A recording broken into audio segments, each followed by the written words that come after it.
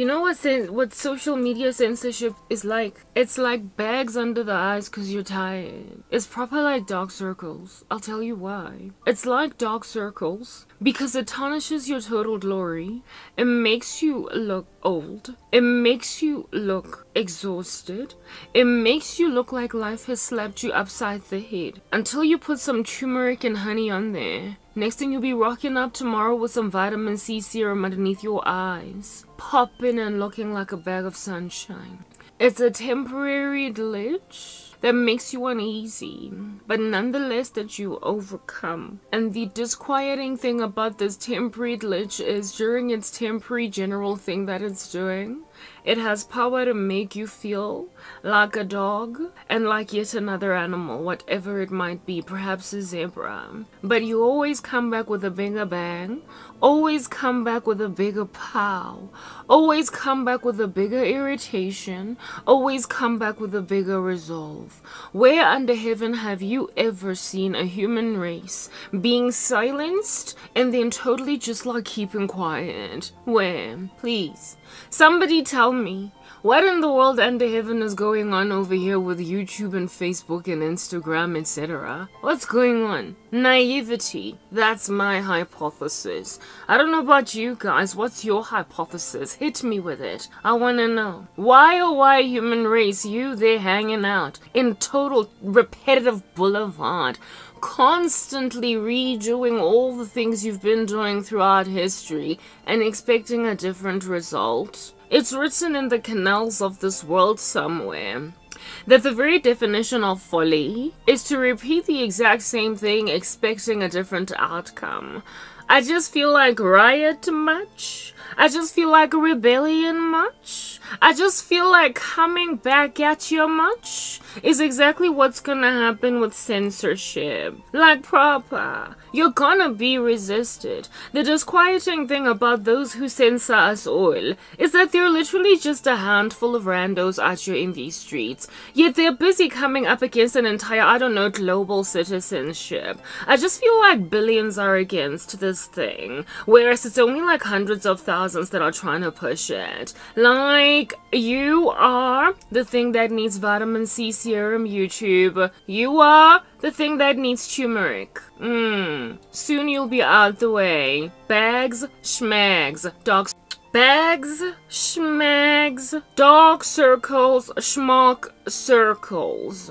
Any minute now, gonna be popping, looking like a ray of sunshine, walking on it while I'm at it because I'm Icarus. Like, understand. YouTube, I'm done here. Literally, I'm sitting around twiddling my general thumbs and stuff, trying to pass the time that you have made me sit down for a whole week. If I dare make another mistake because you think I've made one, it's gonna be 2 weeks. Who in the world uploads every fortnight when things are happening nightly, proper, on Earth? Destruction is about to slap the general planet, and YouTube is sitting out here in these streets expecting those with eyes to see and ears to hear to do nothing but sit back like little duckies, rubber ones at that, floating atop some dirty water cause a fat man is hanging out in it cause his name is I'm about that censoring business. Like, stop you with the rubber ducky. We're not doing this. You're giving me bags, don't you see? You're giving me dark circles. You're making me restless and uneasy, and I don't appreciate it. I'm about to go and grab that turmeric and vitamin C serum and show you just what time it is yesterday. Like, what are you doing, YouTube? Where under heaven have you ever seen a planet of silenced human beings? We couldn't even keep silent when it would totally be at our detriment to do so, because our bodies are just not made to be quiet. What are you doing? What are you doing exactly? No, please, I need to know. Come on. Human beings are in the business of rioting. It's just what we do. We complain. We rebel. we push back. And when there's like 2 or 3 of you hanging out in I Insist Boulevard, well, there's like a whole bunch of billions of us that are like, I'm sorry, your insistence is not gonna fly. Humanity, listen up, okay?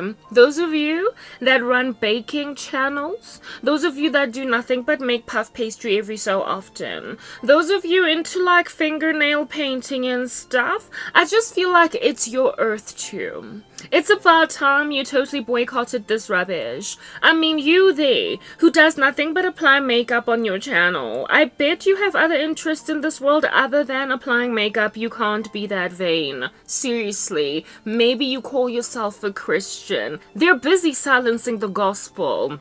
How you gonna live on an earth like that? They're busy silencing any other voice that's not with a random narrative. How you gonna hang out in a joint like that? It's not safe. No, you know what, seriously speaking, we need to have a conversation. A better one than the one that we've been having so far.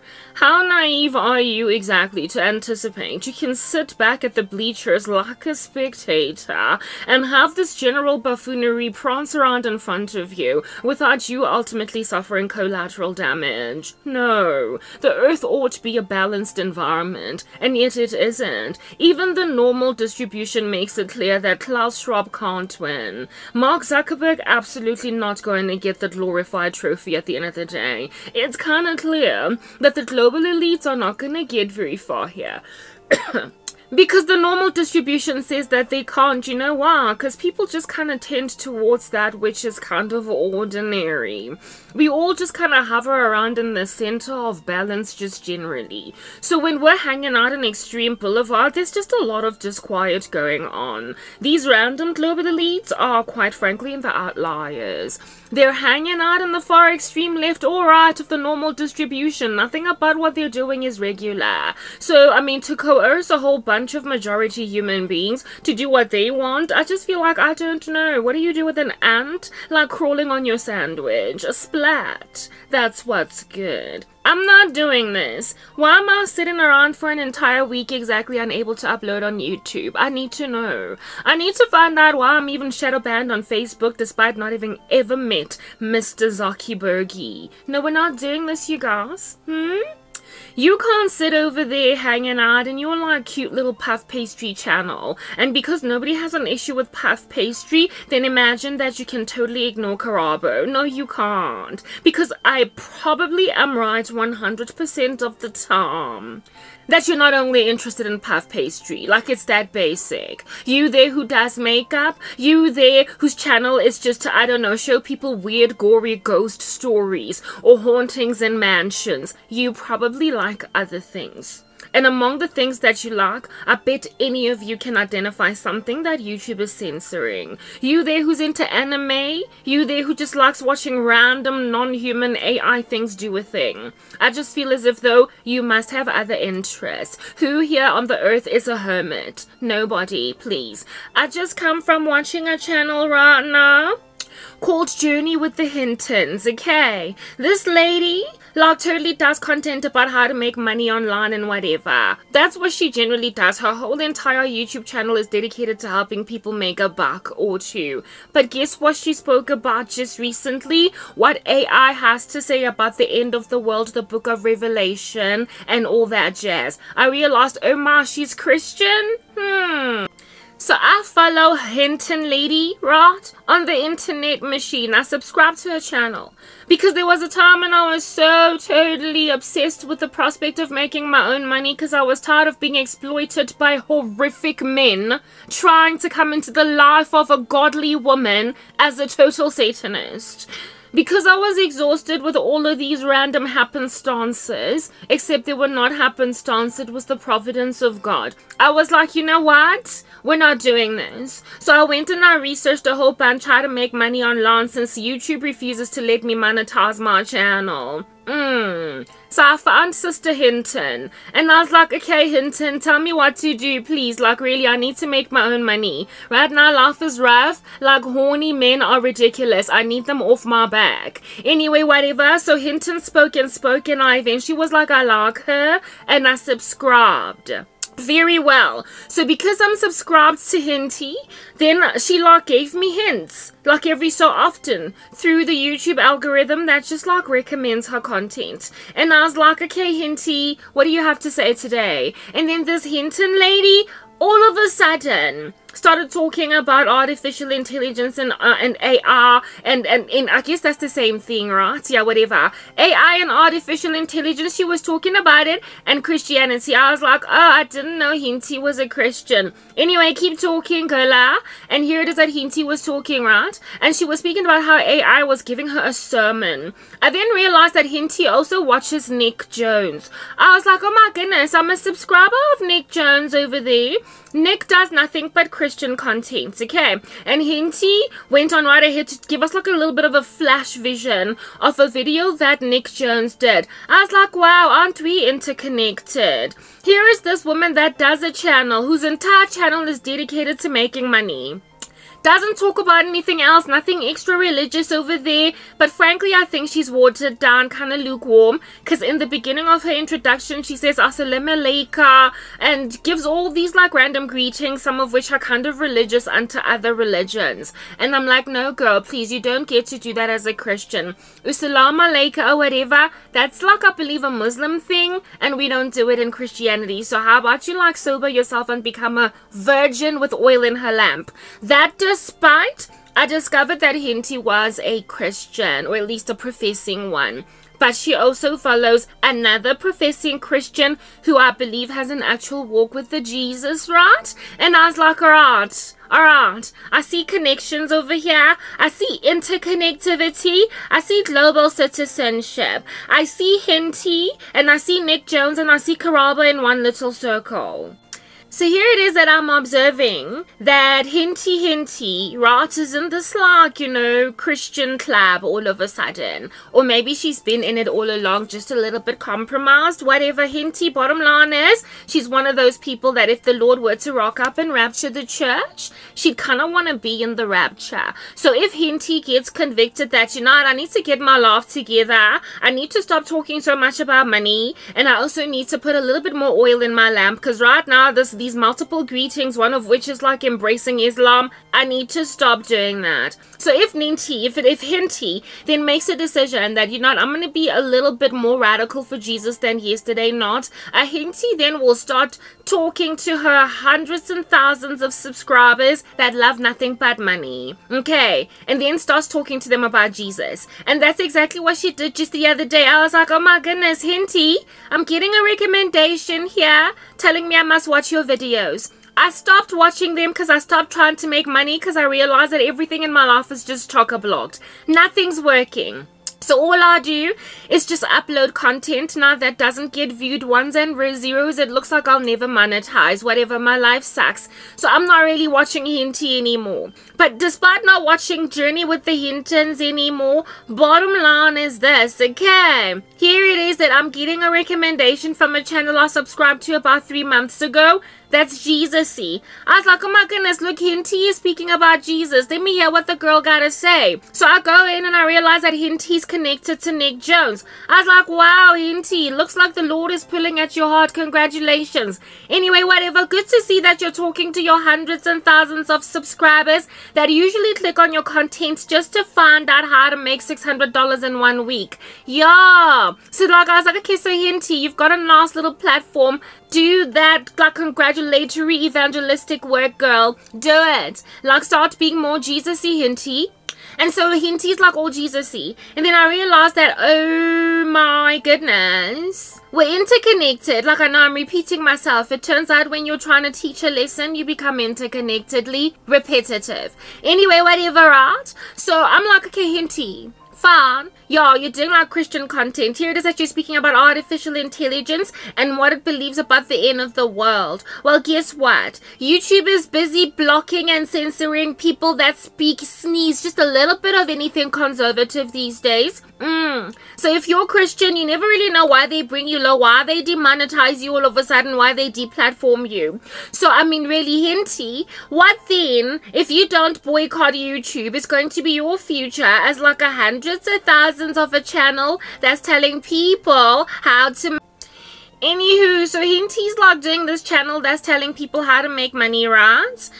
Yet today or day before, I don't know, like 3 weeks or whatever, like the woman uploaded content about artificial intelligence doing a sermon on the end of the world or whatever, okay? And I was like, okay, Hinty, how would you like it if YouTube gave you a warning because you're taboo? You wouldn't like it, would you? You just like slightly carried away from your general message, Hinty.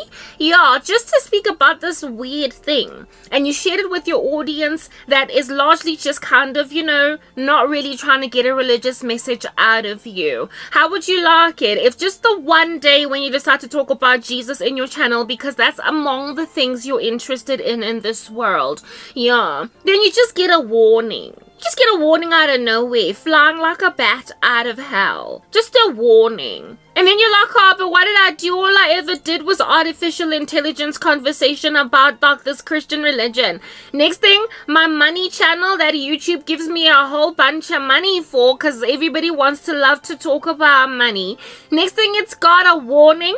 After a warning is a strike. After a strike is another strike. After another strike, goodbye channel. And after you get a warning, you don't get a warning again, even after the 90-day period has lapsed.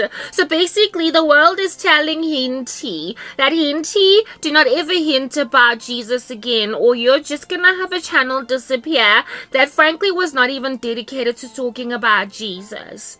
I'm making a point. I hope you're getting to the point of the point I'm making by just being really super speculative. Listen, Hinty or Journey with the Hintons, they don't talk about nothing else. They don't talk about anything else. If you're going to be pedantic about grammar, they don't talk about anything else but money, except this one time. Everybody who has got a niche on YouTube has other interests other than just their niche. Fine. So for the better part of the time, all you do is talk about polar bears. But what if you also are a Christian? Fine. So for the better part of the time, all you do is talk about aloe vera juice. But for other days, you are actually interested in the gospel. Fine. So for the better part of the time, all you do is knit garments. But you also kind of disagree with the LG, let me not even continue with that acronym, community. And the one time you come in and just kind of raise that in your channel, you've got a warning. Are we serious just yet? For real, really? This ought to be an incentive for the planet to just refuse to do whatever YouTube is trying to do. You know, the human race is completely complex. I mean, we just had to bring in a little bit of alliteration over there. It's completely complex. We are not these individual silos just walking around in just mindedness that is single. We don't do that. We are complex beings that have a myriad of interests. And even when we don't know Jesus, we sometimes just don't agree with a lot of the things going on the earth. For instance, there is this guy who's like a total homosexual that just can't stand the colorful agenda. He does not like the indoctrination of children. He's not happy. That's a person whose channel should just be thriving because everybody loves to embrace him on an earth that's falling into sexual immorality every single day by their numbers. But he can't stand to be banded with the GQRSPUWXYZ community. Yeah.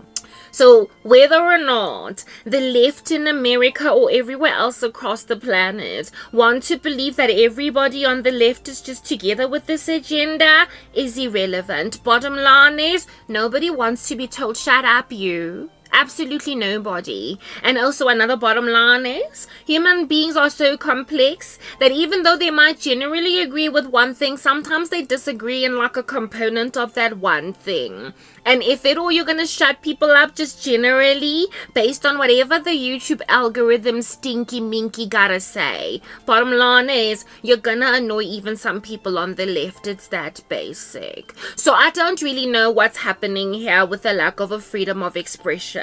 I don't get it. I don't get it. The moment you silence one group, please, like, how about you just silence them all? Where have you ever seen a human race content to just shut up? We've got vocal cords, okay? We have ears, alright? We've got abilities to think for ourselves. That's what's good. You therefore don't get to just rock up here in these streets and take away our vocal cords, our ears, even what our eyes can see, and refuse that we should make our own decisions about information. I don't care that you own the whole platform that is talking to people. Bottom line is fine. We're going to create other means to talk. Boycotting is a thing, okay? Companies in the past have been very pompous to think they'll never be moved out the way. Next thing, they were liquidated. So please don't come tell me rubbish any minute now. If anything, social media is so volatile. People are always moving to the next thing. YouTube, like, I just feel like relax, okay? Relax, breathe. Breathe. Speaking with that voice is exhausting, just as much as this alarm rapping on in the background is exhausting. So I am going to revert back to the way that I generally talk when I'm not busy trying to be all theatrical and a thespian.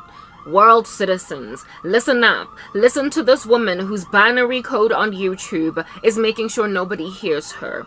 I cannot be the only person disquieted by the prospect of being incredibly, intensely, and violently, perpetually with no end in sight to this insanity, silenced. There is no way under heaven I'm the only one. I understand that sometimes people might feel disincentivized to actually stand for this cause because, like I said, all they do is make up on YouTube. But even if all you do is make up on YouTube, bottom line is you highly unlikely are only ever perusing content that does make up on YouTube. I don't know anybody that is that singularly minded. I literally do not know.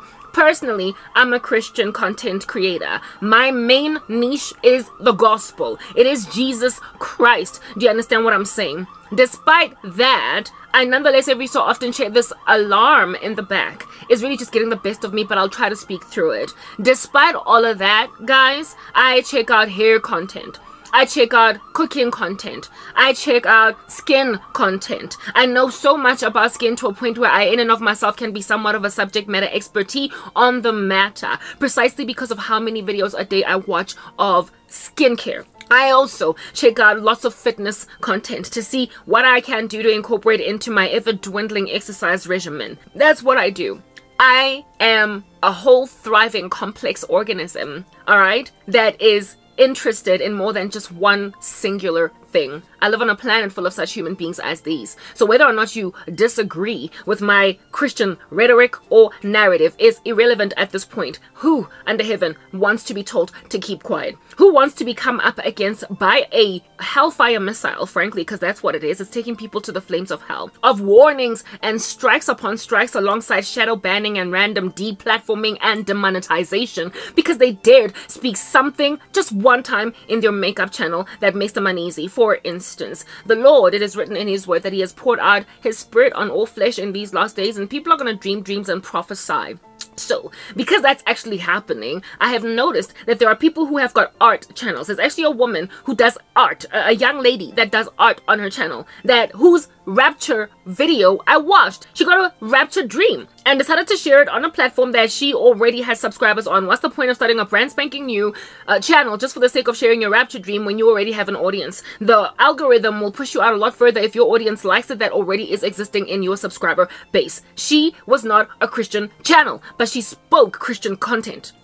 This woman was not, and currently still is not, a Christian YouTube channel, but she shared Christian content for the day, and I found it. I didn't subscribe to her because she doesn't generally do Christian content. I liked the one video that she has. However, this is a woman that has convictions unto Jesus, and she also got a rapture dream. Yeah, so with this intensifying censorship movement that's just getting worse and worse to a point where you never really know what they're going to silence you over, what they're going to term medical disinformation, what they're going to term harassment, what they're going to term whatever it is that are their myriads of partial rules across the board because they don't blanketly apply to everybody. How in the world under heaven can you guarantee that you're actually safe as a skincare content content creator that one day just rocks up on your already 500,000 having channel to just, you know, lay your laments about how you feel about the fact that they are trying to indoctrinate your daughter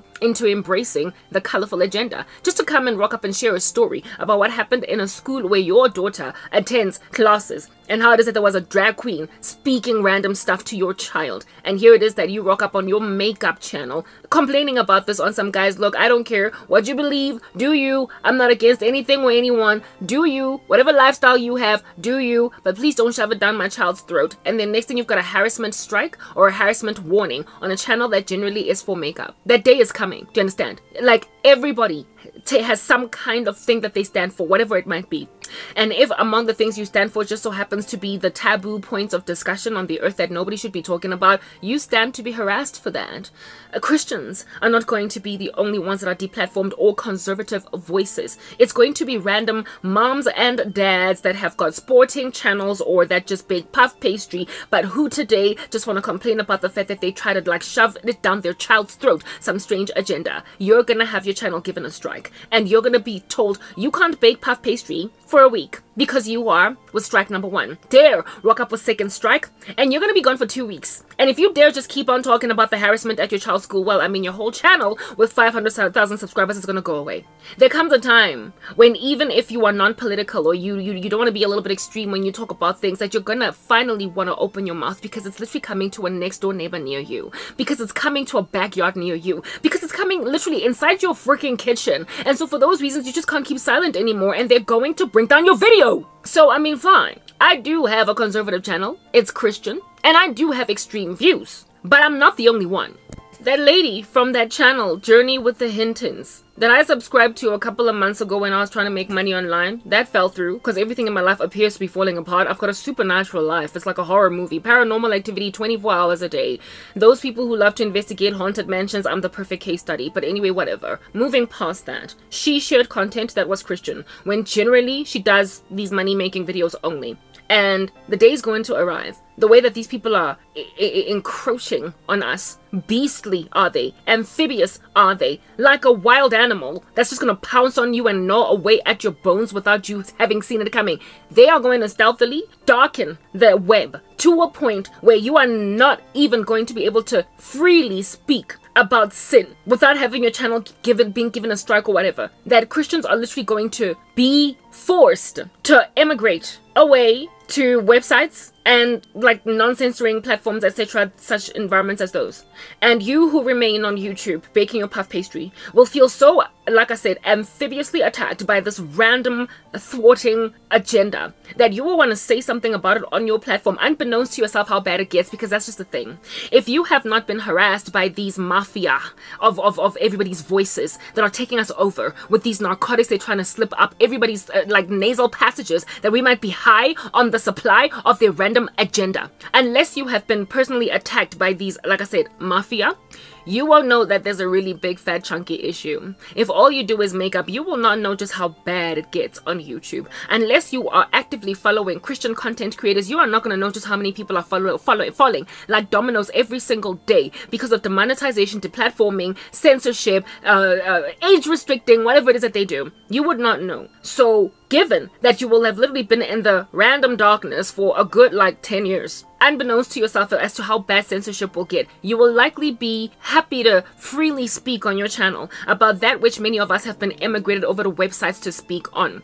And then you're going to find yourself getting a warning. And then Guzo Shuba on that day, you're going to realize that, oh my goodness, it's actually just gotten really real right now. It's gotten so intense and so deep and so extreme right now that there is nothing that I personally can do anymore without being scared all the time. Allow me to explain to you what constant demonetization or constant flagging, constant age restricting, constant striking of your channel actually achieves in you psychologically, that you can understand as well just the level of trauma and paranoia that you end up wearing every single time before you upload a new video, before you type in a new post, before you do anything at all. What under heaven happens? This person needs to bomb their car. Goodness gracious, there isn't even a wind outside. I don't know why this person's car just keeps on going off, but that's just the thing. Every time I come here to talk, that happens with the alarm, and it distracts me severely. But I'm just gonna carry on talking through it anyway, because we gotta resist the devil before he flees from us. He doesn't just run away and, you know, skedaddle. So yeah, anyway, whatever, moving on. Just to help you understand the psychological torment that dwells in the heart. What in the world am I seeing back there?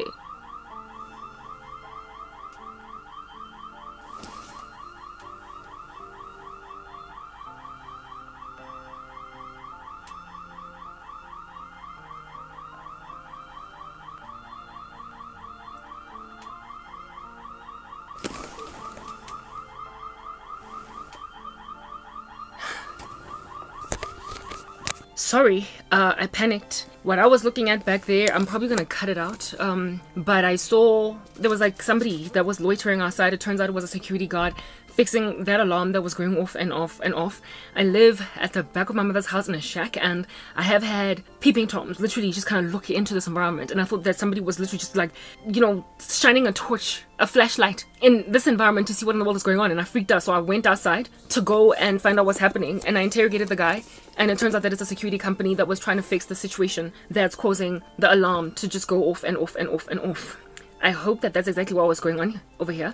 This is South Africa. There's a lot of crime going on, but I definitely have bravery. I don't scare from anything. I once had there was some random stranger, like there was a trespasser some time ago that was busy trying to steal out of people's cars in the wee hours of the morning, and I busted him. I actually ran after him because I just don't have fear. I can let it in me, because for me it's like, what are you doing? What are you doing? And he ran off and he ran away. So things like these, people just kind of they curl up like a fetus and they just watch them happen, because this world is dangerous, it's violent, somebody's gonna get shot. It's like, you know, I'd give your life to Christ, and then on that day you're not gonna be scared to die, and then on that day you might actually be brave to fight wicked structures that are literally trespassing in your backyard. The thing that happened, the bravery of me standing up to go and see if somebody's actually trying to do some strange thing, is precisely because I have the blood of the Lamb that has covered my life to a point where now I'm no longer a coward, even unto death, such that I can chase after criminals who are literally in the wrong place. And you right now is that criminal. They're trespassing in your backyard, in your brain. They're trying to control your narrative. They're trying to say what you must speak. And if you don't get out of your little hut and hunt down the thing that's spiting you, you're going to find yourself all of a sudden just curling up or retracting into some amphibious position. Not amphibious, I wanted to say fetal position. Just scared. Just constantly scared. Like shaking. You're just going to be afraid. Guys, you know what? Wickedness will ever just continue to ramp up on Earth. I will eventually get to the point of speaking about the psychological damage that is caused in your members by constant censorship, and I want to explain to you guys just what in the world it actually means for you spiritually, psychologically, well, I guess spiritually too, but in terms of behavioral conditioning, just literally a recreation of a societal personality from what it is that it used to be. How to subdue or numb or dumb down the drones. Like, you condition them unto fear until ultimately they just kind of do what you want them to do, salivating, panting at your little metronome or ringing bell because they think you're Pavlov's dogs. You need to refuse to be socially conditioned. Please, like, I cannot forget what in the world under heaven I wanted to talk about before I got to this point. Oh, come on, man. You see now, and I'm under attack. Like, my mind, it's just like whatever it is I was trying to say, the devil took it. Anyway, whatever, it doesn't matter. I'll probably remember. But let's just go then back right into what I was talking about when I was speaking about the psychological damage that is done in you as a person when you keep on getting stricken, when you keep on getting warnings and brought down, especially when you have worked like a dog to build a channel and get it to a certain level, to get it to a certain number of subscribers, to get it to a certain number of people listening to you, when you are busy building your narrative, building your brand, and then you are threatened with losing it. In psychology, it is called operant conditioning, right? Classical conditioning is another kind of messing with your instruments to basically change your behavior, to train you as to how in the world under heaven to act. These people are intelligent, they're smart, and they are literally using psychological conditioning on a global population to create a global personality that is only a particular kind of way. When you are being experimented on like that, under heaven, why do you not then revolt? Why do you not then lament? Why don't you boycott? Like, the quickest and easiest way to go around the whole YouTube issue is not even so much to, like riot and jump up and down on the spot like a kangaroo. No, that's not going to do anything, because you're still going to go and upload your riot on YouTube and still feed their stupid library. Boycotting is the best way out, because then that is getting to their bottom line. It is pinching them as a business. It's hurting advertisers. That's what people need to do. Yes, I remembered what it is that I wanted to talk about before I forgot it. I actually had to rewatch that little video to, you know, use it as a mnemonic cue to bring back what I wanted to speak about. Today I was watching a short on YouTube of some, what do they call this? Shoplifter. A shoplifter was held in some kind of a, like some brave American man held him while he was busy trying to shoplift. It looked like it could have been a keg of, not a keg of beer, but a 6-pack of beers. He just wanted to like take them and go. So currently in the US, there, in some states, there is this absurd law that certain crimes just need to be allowed to thrive. I don't even know what the rationale behind that is. South Africa, that's where I live, okay, is a crazy country. They have sinned abominably against God. They love witchcraft. They keep on schnoffing it like lines of cocaine up their throats and being high, up their noses and being high literally every single day. But such a thing as that would never fly in South Africa. Like, never. A crime in this country is a crime, and there is nobody even trying to deny that it is a crime. Crime might be through the roof. Looters might be looting like no man's business when there is some calamity slapping a general ecosystem. Crime is through the roof in South Africa, but you will never see a shoplifter in South Africa walking lackadaisically, basically just hopping on the spot like a bunny rabbit into a store, grab what they want and just get out. That would never happen. Not only would that individual be apprehended by people in the store, but the police would get called and there would be an actual pursuit of that human being. But apparently, there is some law that got passed in the United States of America by certain states that say that, certain crimes are, one, first of all, they are reduced to nothing but a random misdemeanor, including attempted murder, and then other things do not get prosecuted because apparently prisons are full or something. I really don't have the full context or understanding as to what's going on there, but ever since that particular law got passed in those particular leftist states, let me just put it out there that it's leftist states. So all of y'all that keep on voting Joe Biden or anything at all Democratic, you're crazy. It's that basic. Yeah, anyway, that particular law caused a whole bunch of people to walk into grocery stores and take what they want. And no one can do anything. Shop attendants, clerks that work there just kind of have to watch this go on and do nothing. They can literally do nothing. These people don't even walk in with guns and knives saying stick them up. They just like lackadaisically just, glide in and get out carrying goods. And there was a man holding this particular dude down, basically wrestling him to say, you're not going to leave with this. Get out. Understand that because of the law that has been passed in the US, because of this law that got passed in the US, calling the police is not going to make a difference.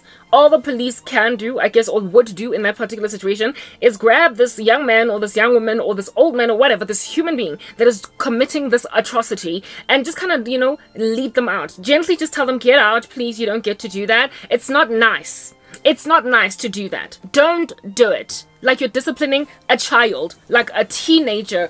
Hey, just leave me alone. Like you're disciplining a teenager for kissing her boyfriend.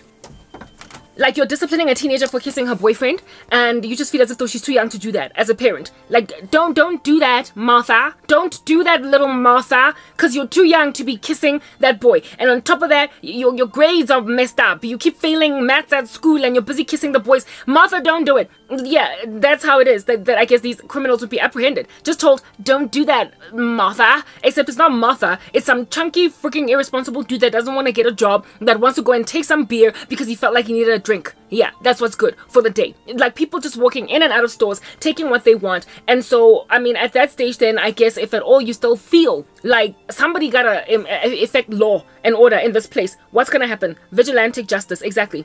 people are going to take matters into their own hands. So there was this man holding this random criminal down while the store clerk was busy on her phone pacing, while another person was busy recording this as a video on YouTube and to upload it on YouTube. And this woman asked the guy who was recording, why under heaven are you busy standing there recording? Do something. Help that man that's trying to prevent this guy from stealing our goods in our grocery store. And the person recording the video was like, this is your job.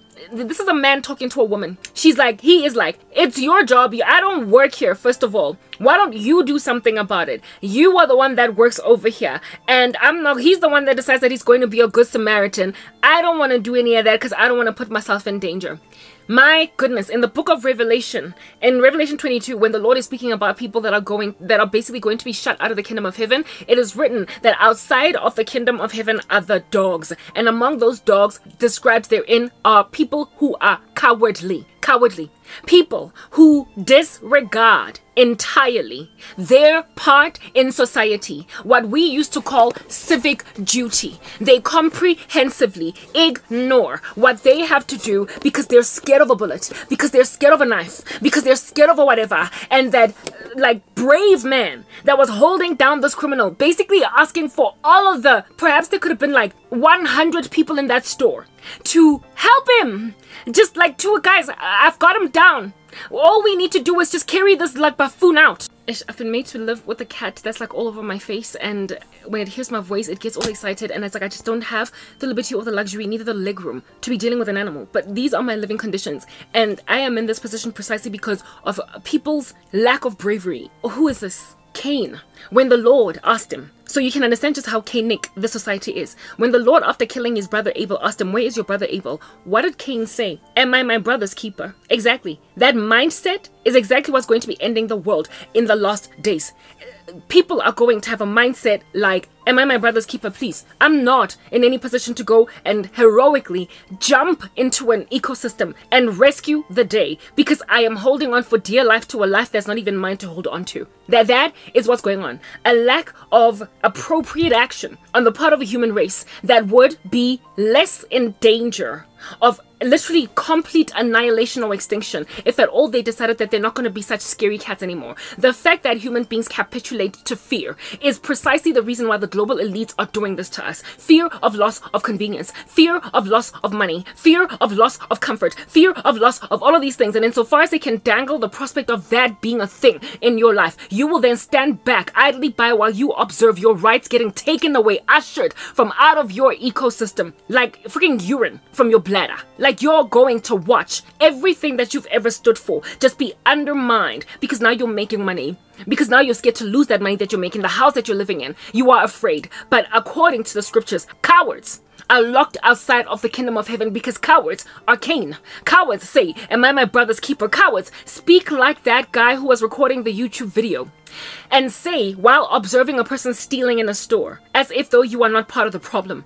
When a woman says to him, are you going to just stand there and record, do something? And he responds to the store clerk by saying, I don't work here, first of all, it's your job. A man, a whole baritone voice speaking back, even though his face was not in the video because he was the one that was recording. This baritone voice human being is telling a female to basically help another man that is holding down a robber and is saying, you jump in, lady. Oh my goodness. That is not even the epitome of chivalry being dead. That is just men disappearing off society altogether. You proper are telling a woman to go and hold down a criminal in a store. The only one in a store full of about 100 people maximum. And you are helping this robber get away with murder because you're scared of getting shot or something. Or you're scared. It was even clear that that particular robber didn't have a weapon on him. The way that man held him down for so long, it was clear he could be subdued. But no one else intervened. No one else intervened. And that robber got away. He got away. He got out with I believe 1 6-pack of beer. He was gonna leave with maybe 32. What that man did was succeed to basically what is this? Spare the store in question more shrinkage. He caused that store to save, I guess, however many dollars it would have cost for that guy to take 4 packs of 6-pack of the 4 6-packs of beer as opposed to just 1. He got out with 1. So that's what he prospered to do. However, if that man had been subdued, if the dude with the camera, instead of recording a stupid YouTube video, actually put that phone down and subdued this man and 3 or 4 men in the store, after confirming to the one brave man that he doesn't even have a weapon on him, they could have just carried him out like a woman whisked into a hotel room on her wedding night by the groom. They could have just carried this man. Each man can take 1 foot. Each man take 2 men, 1 foot each. Another 2, 1 hand each. 1 arm each, and just thrown him out of the store and blocked the passageway of that store for that man to come inside until he left and decided to go and rob another convenience store. Instead, he got away with 1 6-pack of beer because some idiot, for clout on YouTube, chose to rather record a video and tell a female to go and intervene in male matters where a male was robbing a store. And we all know that men, the reason why they even prosper to rape women fatter than them is because they have got far greater upper body strength than we ever can have. And so therefore that woman was not the right person to do anything at all. All she could do is pace up and down, and she was on the phone with the police. What would the police have done? Given that it is law that you should let these people get away with murder scot-free.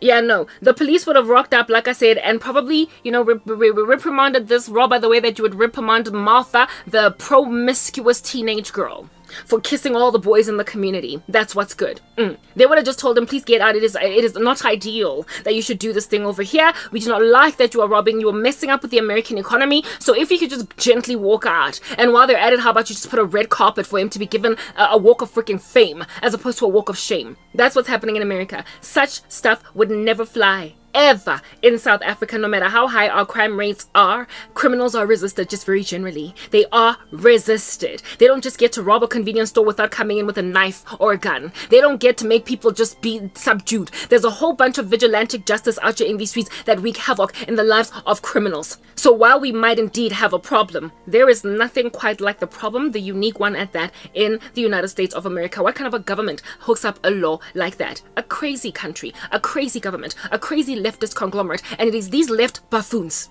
It is these left buffoons, just by the way putting it out there, that are currently also censoring the whole freaking planet. All of us, all the way down to South Africa, where I'm at. They are censoring us. These leftist buffoons that are running a Serekisi in America are smothering the voices of Africans, of Australians, of Canadians, the voices of South Americans, the voices of Asians, the voices of everybody else on the earth. These people who legalize crimes as lofty, even letting people get away with a slap on their wrist like it's a just basic misdemeanor. Those who do attempted murder. Countries, a leftist conglomerate of that nature. Let me not blame all of the US because there is half a conglomerate there of them that are more sensible. Yeah, but those guys, they're the ones that are shutting up the whole planet.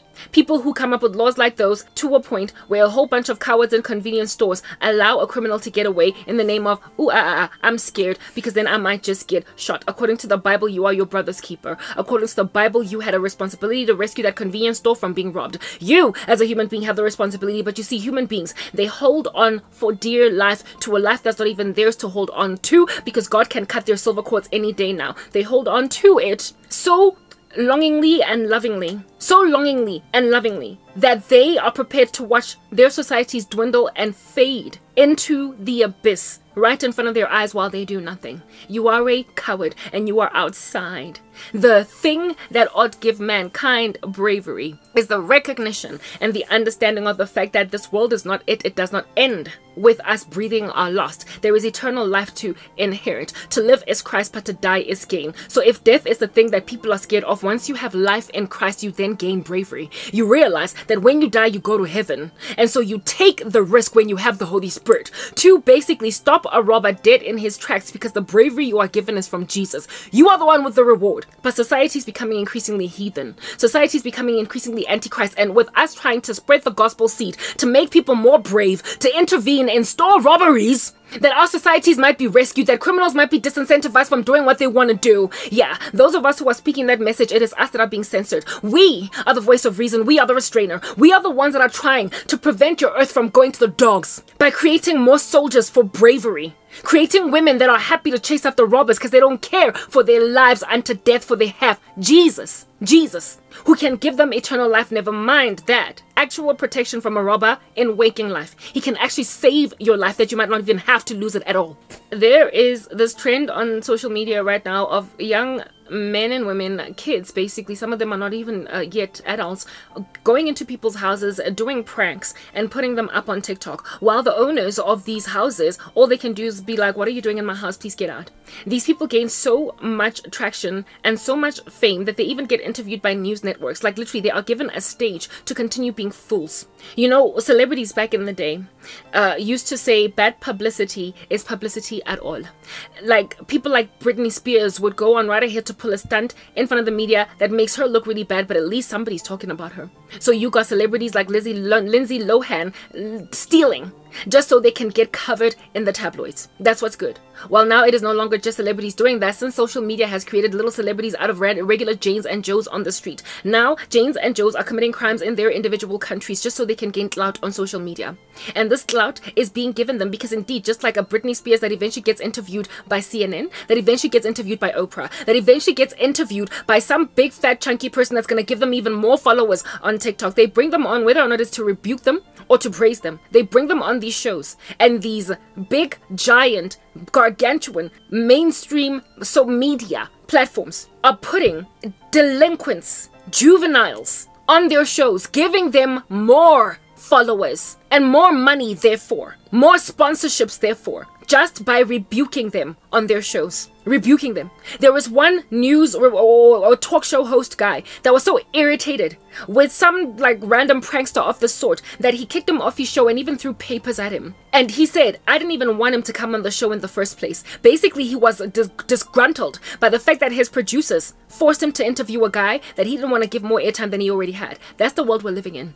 People being given bravado because literally things are being allowed to slip under the carpet. They are being given airtime. Well, I am here to basically try and galvanize some kind of a movement with my little binary code worth of like views on YouTube to just boycott people with silence, to boycott people with bravery, to boycott social media from continuing to silence the only voices that make sense. When people get saved in Christ, they become brave and they stop whatever under heaven is the rubbish going on in the left in America. America, of which is influencing the whole freaking planet, for crying out loud, and so they cannot be allowed to continue like such animals. They just can't. Well, that lack of bravery is the reason why I am sitting in squalor, devastated, destituted, literally sacrificed for death by my whole country.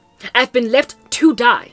I have been left to die by my countrymen because guess what they're scared of? So in America, it's the criminal that comes in and steals beer for free. That takes beer, goes on and literally has an alcohol for free party at his apartment because he was able to go and steal it from like some grocery store. That's what's good. The tantamount of alcohol is being stolen, the tantamount of crime running rampant, unfettered by the police in my country is witchcraft. And when they see a person is obviously clearly under a curse, everybody avoids them. On some, ooh, I don't want to catch a stray. Oh my goodness, no, I don't want to be stabbed in the middle of this robbery. I'm not going to be the good Samaritan. I am not going to be my brother's keeper. And so a whole bunch of South Africans scared of witchcraft are running away from me. They are staying away from my content. They're staying away from my particular case because they're scared that they're going to catch whatever disease has cursed my life. Except I make it clear that I'm not cursed, I'm blessed. I am here rather to speak a message and make it clear that there is something very diabolical going on in the country. And in order for me to be believable in so sharing a testimony as that, the Lord has seen it fit to make my life like one that is stranded and stuck in all ways. He gave me a Job experience where, albeit being completely innocent, he has allowed the devil to take everything away from me. And in so it looking like I'm cursed by some sangomas in this country. Every South African that I have ever touched has avoided me. They have avoided me because they think I am cursed. They are like ones who are allowing theft from convenience stores because I don't want to catch whatever bullet it is that is in that guy's gun. A whole bunch of brazen onlookers, spectators, watching a completely innocent, viable woman age with no love, no respect, no honor, no help coming in her direction at all. They are watching me waste away. They are watching my geriatric womb literally head for menopause with nobody coming in to give me a hand of help because they're scared of witchcraft. It's a global disease.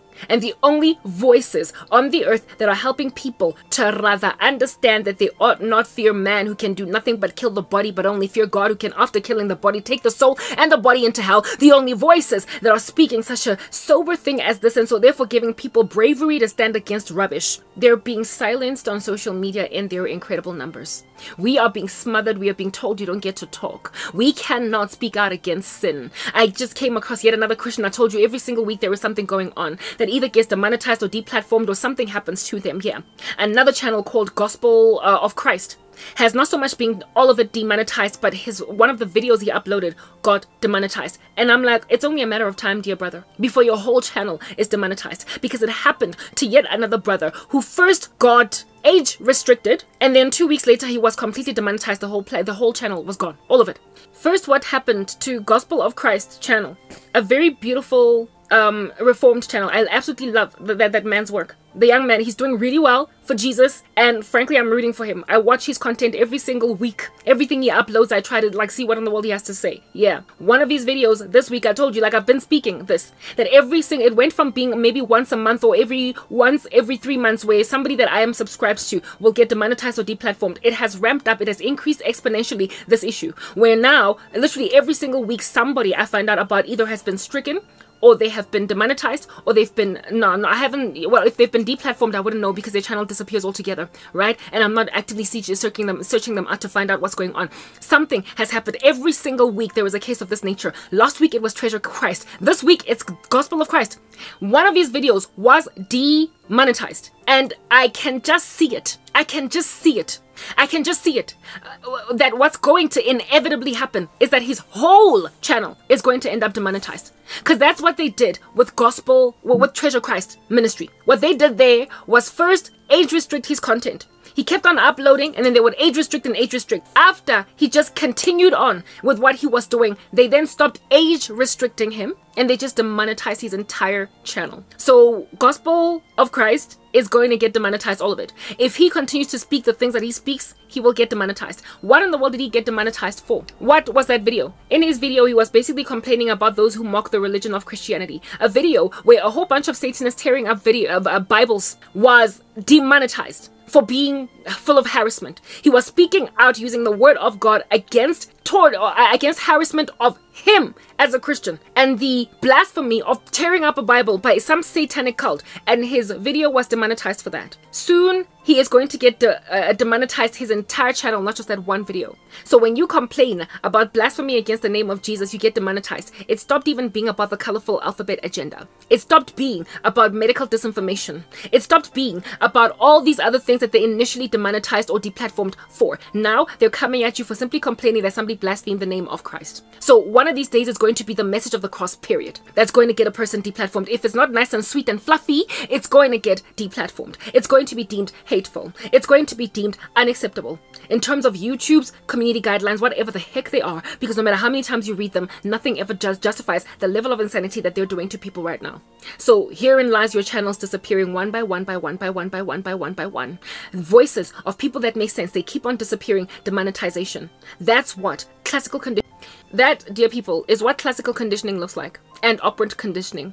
Operant conditioning is negative and positive reinforcement, reward and punishment. Basically, you reward somebody for doing something, and so it reinforces their behavior. Or you punish them for doing something or not doing something, and so therefore it reinforces behavior. In the case of a child, you give them a little sweetie when they do their homework, and so it reinforces them doing their homework every single day. However, when they keep on muddying your bed sheets and you take away from them their cell phones, then that child will stop muddying your bed sheets every time they come into the house after playing outside. That's negative reinforcement. While they are employing that strategy on a global population using censorship. They're saying if you speak about such things as these, we will reward you by keeping your channel up. If you speak about things like this, we will punish you by demonetizing or by removing your video and giving you a strike. So keep on doing what you want to do, but understand that if you do not allow your behavior to be changed, transformed, to be conformed to this particular way of being, if your whole personality essentially does not change to that which we prefer you have, you are going to one day not be able to make money online at all. You're not going to be able to monetize. Whatever hundreds of thousands that you make on your channel that has got 1 million subscribers, understand it's going to go bye-bye. So now they are driving the narrative by negatively or positively reinforcing us. That's operant conditioning. Classical conditioning is also a system of rewards, and not so much rewards and punishment. It is appearing some kind of a stimulus or a set of conditions with a trigger, like a paired stimulus. So with Pavlov's dogs, what happened is the dogs would get fed meat every time after a metronome goes off or a bell rings. So these dogs associated the ringing of a bell with getting meat, and so they would salivate. So the behavior at this point that they were trying to condition was salivation. One day, when they were ringing the bell or clicking or ticking the metronome, they took away the meat. And because the dogs paired the meat being given them with the ringing of a bell, they salivated even though there was no meat anymore. Here it is that behavior has been trained a dog to salivate at the ringing of a bell even when there is no reward. So what would be the tantamount of the ringing bell? When your channel just keeps on getting brought down every time you speak about the colorful agenda, that's the ringing bell paired with a stimulus, such that you will eventually get to a point where even when they no longer bring down content, or when they no longer lament or speak, when they are no longer doing anything negative to your particular channel based on something that you spoke about, you nonetheless still avoid talking about that topic in particular, just because you are afraid, you are scared that you might just get demonetized, and it's working like a charm. Only look at how many people have stopped talking about the global disease. Only look at how many, in a taboo capacity, only look at how many people have gone on to colorfully, only look at how many people have gone on right ahead to colorfully cloak the language on their tongue with all different kinds of code talk, with all different kinds of acronyms, spelling things out. I spelled things out in one of my videos and I still got my channel brought down. Not channel, sorry, but like one of my videos brought down and I was given a strike. I was spelling things out, and YouTube still. I was essentially a successful case for classical conditioning or operant, basically trying to reinforce me to never either speak about that ever again. Because herein lies the deal, guys. These algorithms, even the artificial intelligence that they use, and the moderators that they hire, the actual individual flesh and blood that they hire to do all of this censoring, they're dealing with billions of people on the earth. As a small number of human beings, they frankly do not have enough resources to flag every last one of us. So if they can threaten as many of us as possible and get us to also spread the message on their behalf, they disincentivize or they cause a training. It's like they are hiring us to go and educate the world on what to talk about and what not to talk about in order to make sure that your channel on YouTube is not brought down. So there are people who are starting brand spanking new channels on YouTube, literally speaking code talk about the global disease, or a whole bunch of people that choose not to talk about the global disease. They censor, they speak, they censor themselves. They mute and they bleep themselves because they've been trained by other Christians who have been spanked for doing this bad thing. So our behavior has then now been reinforced, and it has changed the way that we are communicating now going forward. They are going to keep doing this until they have literally recruited for themselves their own free lecturers that they do not pay to train a global citizenship of aspiring content creators on what to speak about and what not to speak about, lest you should find yourself in my freaking shoes. They are employing psychological conditioning methodologies on a human population like we are Pavlov's dogs. And you are content with that? You want to continue to smother your beautiful vocabulary with code words for real? You want to disincentivize yourself from actually maintaining good language practice by speaking in random, funny, weird parables perpetually, like causing steam to come out of your brain, just because you don't want to trigger some artificial intelligence, just because you don't want to trigger some like deadbeat random drone hired by YouTube as a moderator. Is that really the future of the human race? Everything we've ever come to know and respect just thrown out the window just like that because you want to make money. You are your brother's keeper. You have a responsibility to boycott social media. You cannot merely just take in your stride being Pavlov's dogs. You just can't. You just can't. You cannot smother what you want to say because you're scared that you're going to be brought low, which then brings me to the psychological manipulation. The fear, guys. The psychological manipulation of content creators. I just want to help you understand what it does in a person psychologically, all right, to evidence therefore that we are being classically conditioned or operantly conditioned, depending really on how you want to look at things. The psychological condition of a person that has been deplatformed. I don't know where they're at. They've left. I will only ever find out when they start a new channel and I find it, because their particular videos, entire channel is gone. It's completely gone. So you can understand the psychological makeup of a demonetized person, or a person who has been given a strike or two, a person that's been given a warning, a person that's been age restricted, a person that has had their video glitch on Twitch. Goodness gracious, it also happened to Joe Kirby. If you have watched Joe Kirby's videos, Joe Kirby is one of the most politically correct, however very incredibly sound Christians on the internet. He knows how to give the gospel in a sound, veracious way that is biblical, without compromising biblical veracity, yes indeed, but also without offending people. That is Joe Kirby, okay? That's Joe Kirby right there. And Joe Kirby has recently had one of his videos that he recently uploaded, as politically correct as he is, so AI, neither a moderator can bring him down. They'd have no excuse. He has had to upload recently one of his videos 3 times because it just disappeared on YouTube. It just disappeared. It just disappeared. He uploaded it and it disappeared, and he did it again and again, and he just kept uploading it. Some of the comments of his subscribers, including, well, I didn't comment, but I read the comments section, were, "Don't worry, Jojo, I'm watching it for the second time." He re-uploaded the same video 3 times before it stayed on YouTube permanently. That's how they are harassing Joe Kirby, who is so politically correct in the way that he gives his messages, that they cannot, with any level of justification, actually bring down any of these videos. If they can come for Joe Kirby, who in the world are you who are happy to be a little bit taboo? Who are you who are happy to, you know, basically step on some toes? Who are you when you don't have the gentleness of Joe Kirby on your tongue, when you don't have that gift? Because that man has a gift. I cannot take that. He's got a gift of knowing how to give the gospel somehow without triggering people. He's good because he's also veracious, like I said. If you don't have the gift of Joe Kirby, who are you? Because you're strikeable, you're damnable, you're bring downable, you're deplatformable. You are not going to be danced around, pranced around,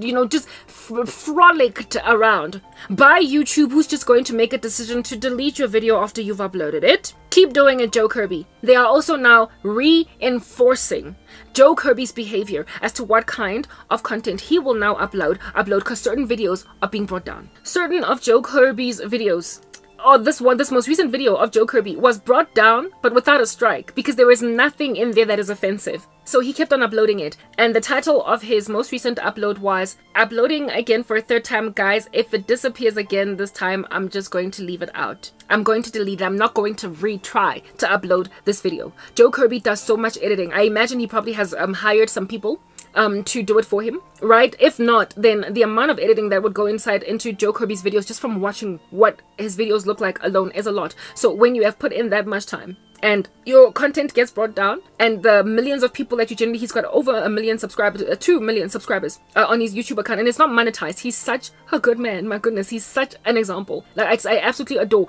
Joe Kirby. But when you have worked that hard on something and then they keep on bringing it down, ultimately your brain is going to register that a certain kind of video triggers the powers that be to delete my video, so that I keep uploading it over and over and over again. So in the future, he may very potentially tread lightly around his words or his content to make sure that he does not trigger YouTube. We are Christians. We are not supposed to water down our message because the world is giving us pressure. But understand, we are caving and capitulating anyway. Why? Because we are made of dust. The Bible, it is written therein that the Lord has compassion on us, for he remembers that we are dust. So because we are dust, we are unfortunately successfully being conditioned. We are unfortunately successfully being made to tread lightly. Just the fact that we even speak in code on our videos, even when we are not speaking anything taboo, that is rubbish just on its own. The fact that you gotta go and reinvent a way of communicating when you were trained to speak in a particular way all your life, and now because you are a content creator, you have to come up with a brand spanking new language to speak to like a foreign people. Ingati, we are the Navi, speaking Navi language, or like those little monsters in the cartoon show, yeah, back in the day, Jumanji, that when you speak you need to be like, so that the others on the outside don't understand you. The other day I did a whole entire maybe hour long or half an hour long series just speaking in Tswana and Zulu, all different kinds of South African languages to dodge YouTube censorship. But I can't do that because I am trying to reach a broader audience. So I have to stick to English. Otherwise, my channel is going to dwindle even further than what it already has dwindled, thanks to YouTube censorship. So I capitulated and I spoke an entire session of communication in Zulu, Tswana, whatever might be the myriad Afrikaans, South African languages that perhaps AI has not quite yet learned to flag. It has not yet trained the system to flag these particular languages because they're not globally recognized. Yes, guys, what? This is torturous and abusive. Frankly, it's unsavory, and they're doing it to an entire global citizenship. They get us used to the glory of freedom of speech and also they get us used to being able to basically be self-made in a way where we don't have to go through talent agencies, we don't have to go through auditions, we just need to plonk ourselves in front of a television screen, in front of a camera, upload our content and get viewed by people, and so therefore realize that, oh my goodness, I've got something to offer. They get us used to all that. They get us used to all that for decades, frankly. For over just under 2 decades, they get us used to it. And then one day they're like, no, sorry, you gotta talk like this. What kind of rubbish is that? It's like being married to a man that is initially in the marriage very, very doting over you, adoring, flower buying and trip taking and everything. Hey, Christian Louis Vuitton shoes, surprising you on a random Tuesday. And then next thing he starts to become cold, aloof, removed, and then when you ask him, what in the world is wrong, husband, he then goes and slaps you on the face, shocking the living daylights out of you because you never imagined a man like that could ever become physically aggressive with you. That's what YouTube has become. A freaking Turner, a deadbeat husband that started out doting over his wife. How in the world are you going to treat your own content creators like that? People who literally run or drive your revenue. They are trusting in content creators that are kind of neutral to keep them afloat. They are trusting that. They are thoroughly trusting that, which is why I am coming at the bakers. I'm coming at the reviewers of fashion. I am coming at the hair content creators right now. I am coming at the mukbang doers. I'm coming at the people who do content that YouTube can never ever find offensive, and I am challenging them to ask them, really? Really? Are you seriously only just a person that eats way too much food in all of your gluttony because all you do are mukbangs? Or do you actually have interest in other things? Do you actually have interest in other topics? Do you watch sports? You there who do mukbangs. Well, guess what's happening in the world of sports? They are trying to infiltrate men into doing competitions for women only. And men are winning these competitions because they are moving over from one gender to the next using hormones. And so now your favorite tennis player, your favorite female athlete is going to be scooted off the show by some male athlete that is at best substandard in their own league. So yeah, you might do mukbangs, but this political nonsense is being shoved down the throat of even you who love sport, and even your sporting experience is going to be messed up and towed up from the flow up. And when you complain in your channel where you do mukbangs because you want to once for in your life, take a stand for female athletes, you're then gonna get yourself lambasted by the woke mob, that freaking mafia that is trying to take the whole world over. Fine, do your mukbangs, but forget about sports then. Forget it. There is currently a world-renowned tennis player that is basically in a league of his own. He stood to win Wimbledon. He stood to win the Grand Champion Slam thing, whatever, for tennis. Okay, so I don't follow tennis very much. But he was being interviewed by this one news reporter over his refusal to take again, I have to use acronyms here, the funny little thing that goes in your body. He refused to take it and basically stood his ground. Do you understand what I'm saying? And he got interviewed by this news reporter guy that was like, are you seriously prepared to lose your #1 standing in the world as a tennis champion just because you don't want to take this random intervention in your body medically that you frankly did not quite sign up for? And he was like, yeah, I'm prepared to do that. And this news reporter was beside himself with horror and shock, could not believe that this man was prepared to basically lose it all just to stand for what he believes in. That's the woke mob for you. That's the woke mob for you. They will basically put in front of you a tennis player, a world champion, a man that is really good at what he does, and say, look at how he's losing everything because he won't stand with us. Except we have mad respect for him. We admire him like no man's business. And such voices are being silenced. So you there who love tennis and who want to see the best of the best indeed competing, but now you can't because one of them won't take the freaking irresponsible injection, because one of them refuses to take some medical intervention they didn't sign up for. Now you don't know how the Wimbledon champion championship could have actually gone. You don't know if this guy could have won. Frankly, it's been manipulated. Here we are only seeing athletes that are woke, able to play. But everybody else that's really good at what they do, forget about it, because they refuse to get injected. They refuse to get injected. Yeah, okay. So when stuff like that is happening with you there, who just, you know, nicely likes to do videos where you comment on buildings, construction, new infrastructure in your neighborhood. That's what you do. You do travel content. People are constantly seeing you, like, you know, painting the globe red, the way you're always traveling from pillar to post. Yeah, but you really love tennis. And this guy was perhaps even your favorite tennis player, and now he can't play. So are you not going to stand? Are you not going to stand? We understand you might not be afflicted as a tourism content creator. We understand you might not be afflicted as a baker, a cooker, a chef. We understand you might not be afflicted very necessarily and immediately as a person that knits garments. I don't know what under heaven might be the numerous niches out there on YouTube. We understand you might just be doing videos to teach people how to make money using artificial intelligence. The bottom line is you have other interests, and those interests, if you decide to take a stand for them, you might find yourself on your tourism channel being given a warning simply because you stand for a tennis player that won't take the job. Social media, just like Bud Light, needs to be boycotted. Is that basic? Facebook, YouTube, Instagram, all of them. People need to just very simply decide to just stop uploading content on there and also stop watching it. Like, it's like fasting. I'm a Christian. I'm always fasting. I'm always fasting because I'm always warding off demons and whatnot. People with their random witchcraft. I live in a very dark country full of random witches flying all over the show, over our roofs, on brooms and stuff. Yeah, no, that's my nation. So I'm always fasting. Yeah.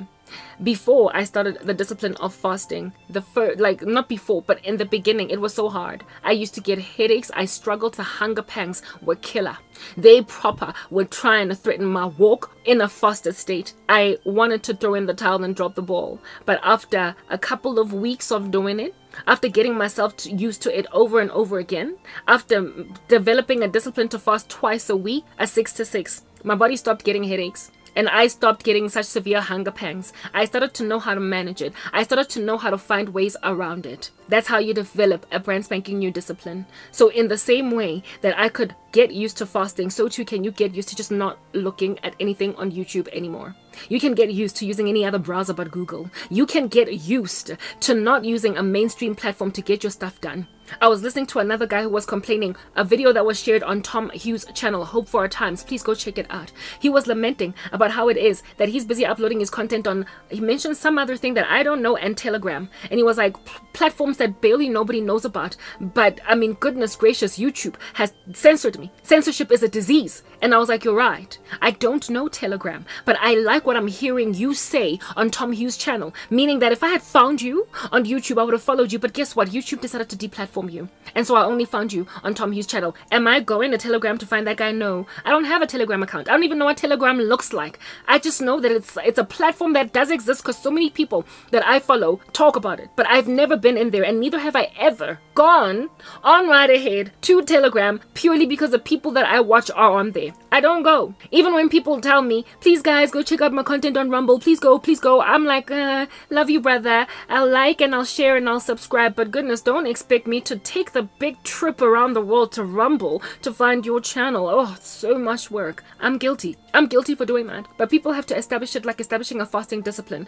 Initially, it'll give you headaches, but at some point, it's going to become second nature. You're going to get used to it, and the results are going to be worth it, because when you fast, you slay way more demons than you ever can in a state that is unfasted. So the world needs to fast from YouTube. They need to feel the pinch, much like Bud Light and the other place. What is the Target? Felt it. They need to feel the pinch. The psychological abuse that we are being endured through by the global elites, by corporate executives, literally sitting just in America. I literally cannot get how in the world one country is doing this to the rest of us. I don't get it. Because the social media is largely driven by America. Literally, almost all social media platforms belong to America. It is the only one that's kind of big that does not belong to America is China. Not China, what is this? TikTok, which is Chinese. So how one nation has allowed that it should be used in this way to so hurt the citizens of the world, I don't get it. Like I said, America is like the doting husband that becomes abusive after 5 years of marriage. You don't see it coming. You don't see it coming. They're abusing the earth in the worst way. The psychological manipulation is out of this world. It's like a narcissist. It's like a gaslighting random husband that is going to make you discombobulate your own sense of reality, because you literally cannot believe in all of your cognitive dissonance that your husband became Ike Turner overnight. Just can't believe it. You're holding on for dear life to a platform that needs to be flushed down the toilet because it's a bad man. It's a bad husband. It is abusive. It's gonna land you in the hospital and ultimately maybe even kill you, because some people's livelihoods have been built by Facebook. Well, that too, but YouTube. They are paying rent, bond, children's school fees and everything, and they just fucking take away your channel, and to them it's just one person. They don't care the socioeconomic consequences in a person's life, the dominoes that tip, the lives that get destroyed by an entire channel being demonetized overnight. One man spoke about how he's not even going to be able to afford to pay for his son's college tuition anymore, Franco Pearson, because he relied on the salary increase that YouTube gave him. He was just a taxi driver prior to that, got about 100,000 subscribers in just a short space of time, and was now starting to plan to basically finance his son's college tuition. And now his son is likely facing the predicament and the issue that many university students in America face, garnering for themselves lifetime debt that they're going to have to pay off over very many years, when his dad was about to go and pay cash upfront whatever university his son got accepted into, with his son not having to face that for a future. And YouTube just pulled that rug from under that man's feet, just like that. Just pulled it. Now the man will have to go and take out loans if his supporters do not help him along. It is irresponsible, frankly. Who in the world wants to keep on asking people to help them out with, what do you call this thing? Cash App and, what is this? PayPal and whatnot. You guys, some people just want to make money without bothering other human beings. And what YouTube is doing is forcing Christians to basically tell the whole world, guys, please give me money. Please, for what? We're not beggars. The Bible makes a way seeking. Way seeking. Yes, like it. David says in the scriptures, I was young and now I'm old, yet never had I seen the righteous forsaken or their children begging for bread. Do you know how much it grieves me when a content creator that is Christian on YouTube that has never ever had a Cash App or what do you call this, or a PayPal or even banking details in their description, when they suddenly start to put them there because YouTube demonetized them? Like, there are people who are frankly trying to, first of all, humiliate the health, wealth, and prosperity movement. These men, these charlatans who go out and they bleed sheep dry of money. When Paul made it clear that I don't bug any of y'all because I got my own job. Yeah, content creators that are just trying to make money because their channels are monetized and they get ad revenue, and that's it. And then YouTube is driving them to make like Creflo Dollar and ask money from the congregation. I cannot stand it. Personally, I cannot stand the fact that I have got a PayPal link underneath my own content, or even my banking details in my blog, because I wanted to make my own money from ad revenue. I wanted to get my own website monetized so that I could earn a salary that way from ad revenue, and that's it. Ain't no need to go and bug anybody to go and make a donation to me. And yet I have got these links underneath. Why? Because YouTube has made a decision to freaking shadow ban me before I could even get to a point where I get my 1,000 subscribers and my 4,000 watch hours. I have seen so many brothers and sisters start putting up Cash Apps and PayPals and banking details and all different kinds of funny little things on their channels because they got demonetized. It is taking away from us the dignity of the gospel to just preach it easily with no other issues. That's what's going on over here. An abomination to Emmanuel. His household is supposed to be a house of prayer, but YouTube has made it a den full of thieves. It's made it a place where money changers do their thing. Christians, bantabali busy now trying to do side hustles with like selling merch and all these things, because YouTube refuses to let their channels just thrive. What in the world are you gonna do when you are in my particular shoes, for instance, and you can't even get a job in corporate South Africa anymore? You've been kicked out. You need to make money online. And I am frozen from doing such a thing as that because my voice has been smothered, my voice has been silenced. How long are you going to continue that way? So can you then imagine the psychological ramifications that slap a content creator that keeps on getting shocked with the taser, do you understand, of video demonetization, striking, threat of deplatforming, just daily as they upload their content? The psychological torment is real and it is alive. Like I said, YouTube is like a freaking beating up deadbeat husband. It's Ike Turner. YouTube and other forms of social media has made themselves like a wife beater. A wife beats her like properly, slapping silly the poor lady even though she doesn't know what she did wrong, keeps on cooking her dinner right, yet this gangster keeps on tripping her up a storm. That's YouTube. That means slap her, trip her, until she falls and breaks her teeth. That's YouTube. They have taken their wife. Because that's what we are to YouTube. We are a most once upon a time beloved wife of a man that turns abusive. This random, foolish company needs us. Content creators are absolutely necessary for the thriving of platforms like YouTube.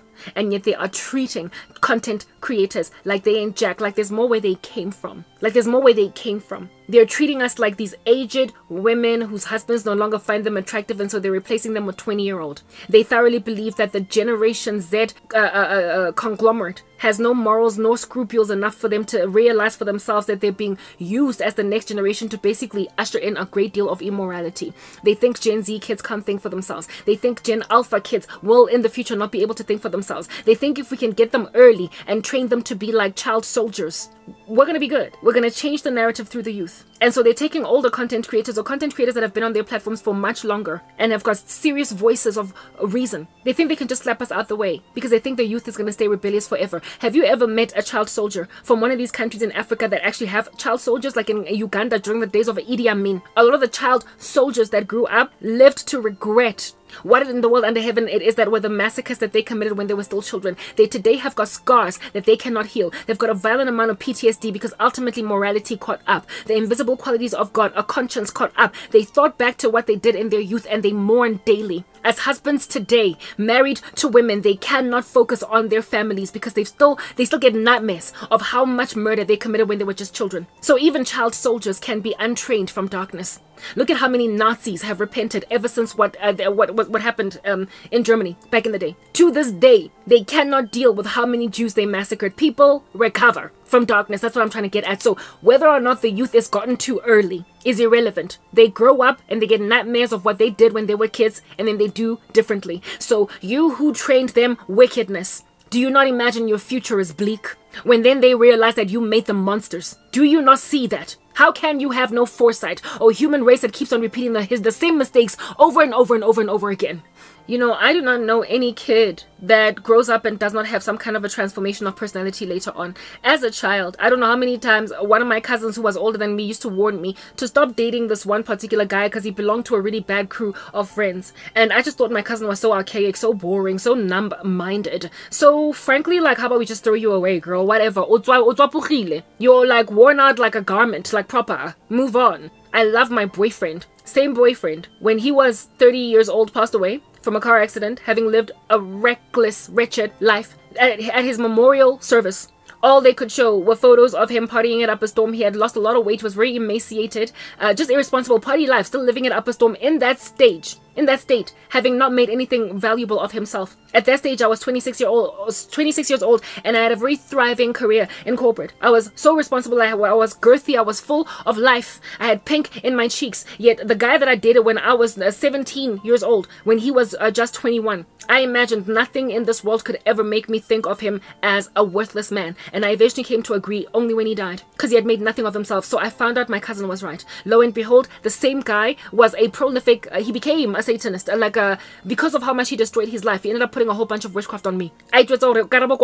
You are always going to be mine. I got nightmares about him all the way up until he died, and still to this day, I keep on getting nightmares about his witchcraft, despite him now being late. So I grew up and I realized my cousin was right. I don't know what makes YouTube think that Gen Z, that the youth today, that they are influencing to think that all they can do is do makeup tutorials on TikTok, and tomorrow have no conscience at all about the, what is this life, debauched lives that they're living. Twerking it up a storm like no man's business, wearing absolutely nothing on social media, flirting with boys, partying it up a storm and doing nothing but. Do you not think that one day they're going to bring down that content because it does nothing at all for their mature state? Do you not imagine the day is going to arrive when they regret disrespecting their parents? Heck, I regret a lot of the wicked mistakes I made as a youth. Like, it's just a trend throughout history. Kids are just, you can't talk to them until eventually they talk to themselves because they grow up. So to think that you can get to the world through the youth, you are naive. To think you can make an entire planet immoral because the youth are currently just not thinking straight. The youth has never thought straight until further notice. Literally, it's just a trend of history. So I do not know why YouTube thinks, or social media platforms think, that they can tarnish the world with an irresponsible Generation Z worth of children that don't see that the world is being destroyed by the decisions they're making. You cannot give so much power to a people that eventually changed their minds. Heck, your brain is not even fully developed until you're 25. And yet, social media platform bosses don't even realize that they are facing mob justice in the future, and the very near one at that.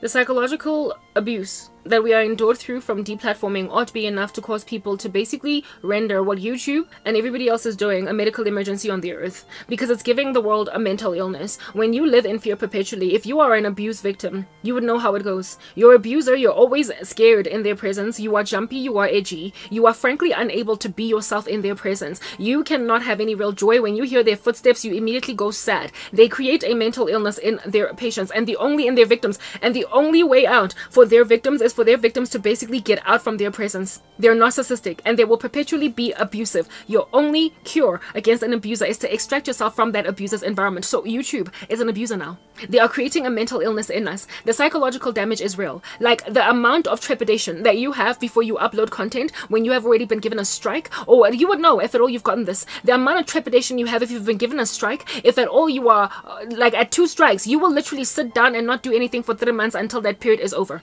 which is what I did in one of my channels. I upload my content. I used to upload my content on 2 channels. One of them had about 600 subscribers, the other one 400, or both of which were made to get stuck at that subscriber number because I got shadow banned. And I was uploading irrespective of my shadow ban state on both channels. And the second channel, despite uploading the exact same content on it, got a second strike after I was running on. After the first strike, I told myself at least I've got leg room for one more strike. I got a second strike on that channel. As a result, I have not uploaded a single thing on that channel ever since, and I'm waiting for the 90-day period to pass.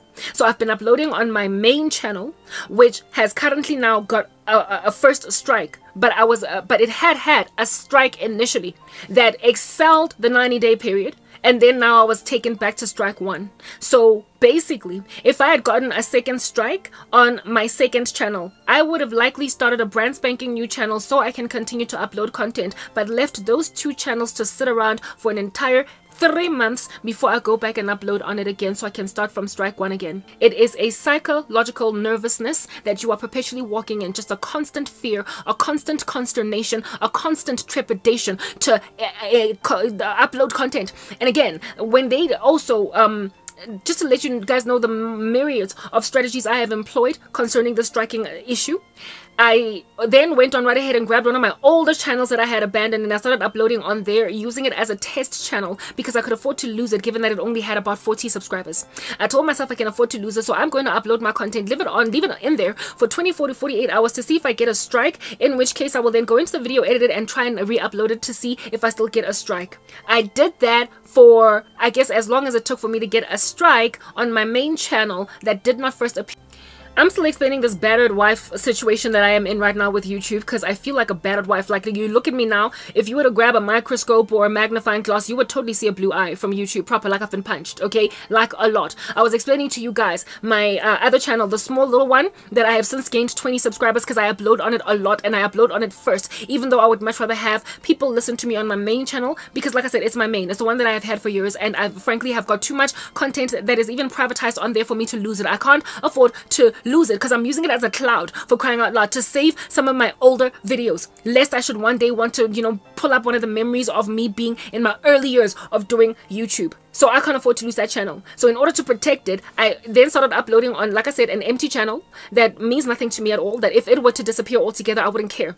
And I've used it to basically gauge if at all it is safe for me to upload content on my other channels. Lo and behold, I did exactly that, and still I got a strike on my main channel and my smaller channel that is more main than that other useless one, while they ignored the useless one. So it turns out that they target you when you get bigger numbers. Big for me is like 600, for freaking crying out loud, and yet I am still that much of a threat to these hilarious buffoons. Except they're not funny because they're actually truly heartbreaking. That channel that I have that is useless has not even a single warning or a strike in it, and yet I have ever since trying to use it as a buffer to blow, as a buffer to the blows on my other channels. I've gotten a second strike on my other channel that I have just allowed to sit around for 3 whole months, getting nothing in it, that I might not have my channel brought down altogether. And I have also ever since then gotten yet another first strike on my main channel whose content I can't afford to lose, despite them never ever striking that other channel. So I realized it doesn't even make sense if you have a contingency plan. It does nothing. They just target you for no reason at all, and once they have put their little stamp on your forehead, understand that they're gonna find any reason at all to finally deplatform you. So you just like walk around with this target on your back. It is no wonder that people end up speaking in freaking code talk when they are supposed to use the full grammar that they were taught by their English teachers in school, for crying out loud. Stop with all of this like weird little texting language perpetually. Some of us actually like proper English. That's what's going on. That is what under heaven is going on. That is the psychological condition of a person that's constantly being given strikes. And I have not only noticed it in myself, how it is that I now have got all this trepidation every time I upload content. I realize that they don't even care to be impartial. They just they just willy-nilly dump their stools on whichever channel they feel today has deserved the target on their back. And there is nothing you can do to protect yourself. Sometimes they but they bring down indeed unto the end of deplatforming you ultimately. Sometimes they even bring down a video that you forgot about it. You basically use it as a pillow at night to sleep on, the way that it's just there to rest in your channel. And then they will bring that video down based on a future change of community guidelines. And when they bring it down, they don't even give you the amnesty or the grace, since you at the time were adhering to their rules as at the time of upload. They won't even give you the grace of at least just bringing it down, letting you know, but without giving you a strike. They will bring it down and give you a strike. Literally, they will go and grab an old video and they will strike you based on it. That's what in the world of heaven is going on here. So, I mean, can you really continue to deal with Ike Turner for YouTube? Can you? Such men must be left, Mus. Such irresponsible husbands just need to be walked out on. Proper filed divorce papers is that basic. You gotta leave. Like, people, you have to boycott these social media platforms, because this the psychological damage that is done to a person that keeps on getting targeted for no reason at all is real, and it is alive. I have seen it with a brother of mine on Good Treasure Christ, the one who got demonetized after they first started him out with age restriction. He first rocked up and was like, oh, what's YouTube doing? Then went on right ahead to start asking money from people, when before that never used to be a thing. I complained about that earlier. And then, despite the demonetization, he started to fear that he might just lose his channel altogether, so he started a new channel just like me. You know, when he walked in these steps, I was like, oh my goodness, dear brother, you have no idea what's coming. Because even that channel, that second one, they are going to target it, because now they've got a target on your back. The moment they recognize your voice, the moment they see your face, they're going to say it's that guy. He not only started a new channel, or rather started to upload on an old channel that he had abandoned, but he also, over and above it, made it clear that he's going to upload some of his longer form content there, and only upload shorter form content on his new channel, because he wants to basically appeal demonetization. And so therefore put his longer form content. I imagine that this is what he's trying to do. I read into what he said, even though he didn't say it in so many words. He wants to bring back monetization by doing nothing but shorts or short form content that's kind of lighthearted on the main channel with many subscribers, while doing some of his meatier content on the new channel, so that when that one gets demonetized, it's not going to be such a big fat financial pinch on him. That's what they're doing to Christians. I told you that the Lord gave me a dream of Christians being like participants in the Squid Game. They are trying to impoverish us so that they can make us play some evil game. It's not going to happen. It's just not going to happen. Because people are so spoiled by comfort from other human beings, they stick around in a channel that needs to be walked away from, or in a platform that needs to be walked away from. YouTube has got gazillions of people coming in and out of there every single day. They are your best shot at getting seen at all if you want to be seen.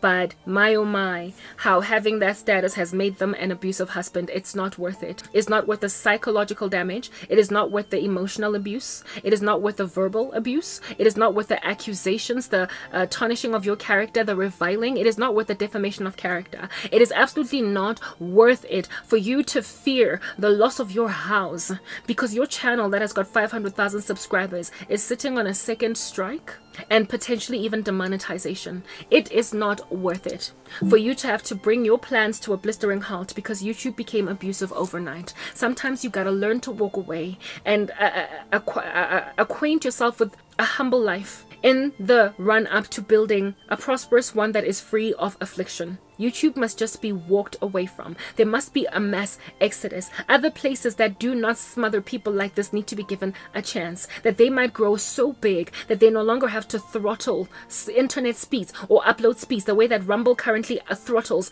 upload speeds.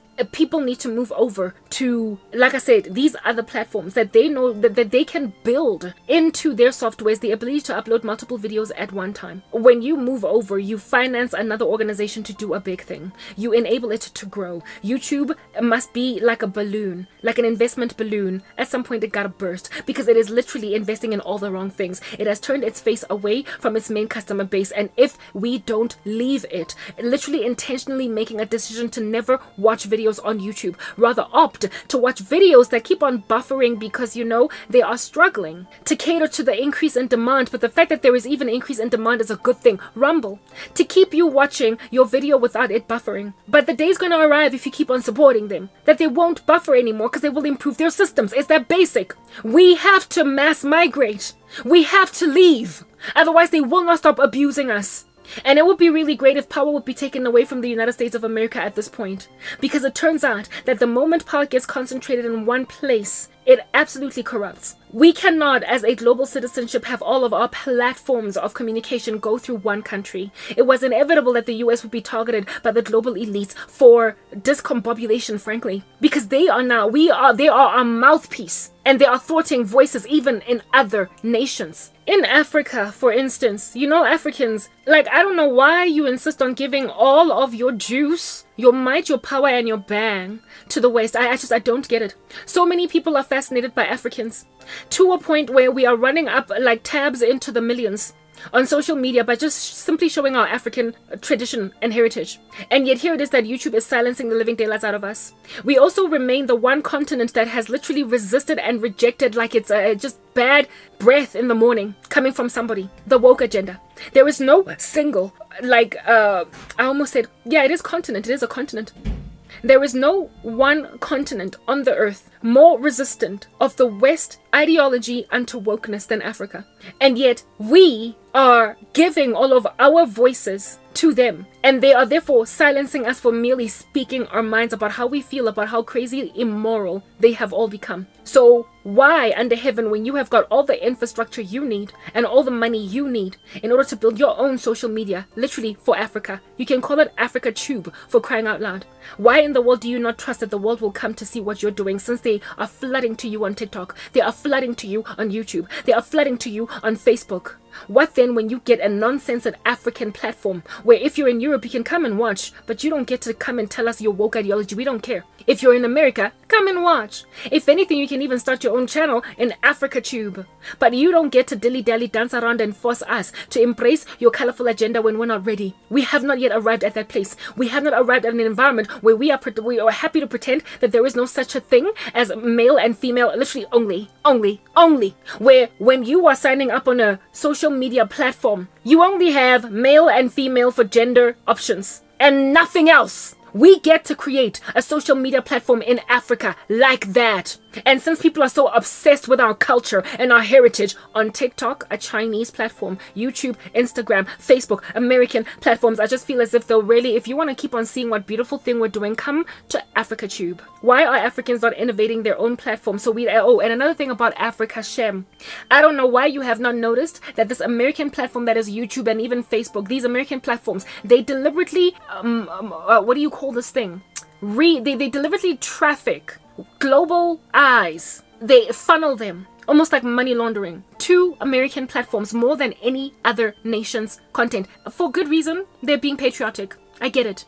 However, we also then can also do the same thing, where we give more clout and more oomph and weight to African content creators on our African platform. Is that basic? Because that's what America's doing. It's obvious. That's why some of the grand majority of really massive channels are American. That is why, if at all you're watching something about what's going on in the world, is usually an American voiceover. It's an American person, an American content creator. It's not that they are the only ones with the innovation or the bright, sparky ideas or even the follower what is this, followability, if that's even a thing. They're not the only ones. We know that today, that there's some pretty excellent content coming from other places in the world. However, Americans hold the grand market share on YouTube in terms of their voices. This is a deliberate thing by the American agencies of intelligence.